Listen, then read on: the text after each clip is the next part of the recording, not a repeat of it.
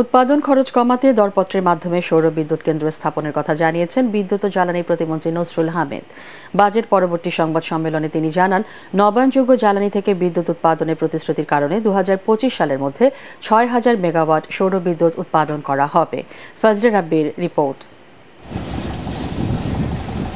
২০৪১ সালের মধ্যে মোট উৎপাদিত বিদ্যুতের ৪০% পরিচ্ছন্ন জ্বালানি থেকে উৎপাদনের লক্ষ্যমাত্রা সামনে রেখে এগোচ্ছে বাংলাদেশ।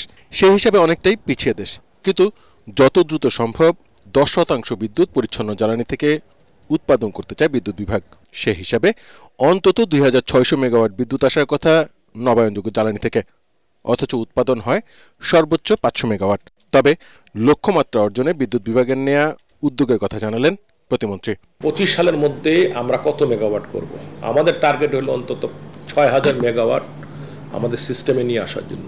ভারতের কাছ থেকে আমরা আশা করতেছি যে এখানে রিনিউয়েবল এনার্জি নিব। ১,০০০ মেগাওয়াট নেওয়ার জন্য ইতিমধ্যে একটা সমঝোতা স্মারক হয়েছে আমাদের, সেটা আমাদের কস্ট এবং সেটা বাকি জিনিস আমাদের নেগোসিয়েশন হবে।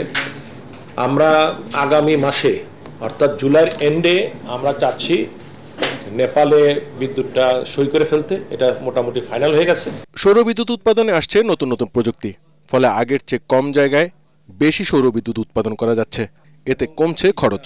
প্রতিমন্ত্রী জানালেন, প্রতিযোগিতার মাধ্যমে বেসরকারি উদ্যোক্তাদের দেওয়া হবে সৌর বিদ্যুৎ নির্মাণের সুযোগ।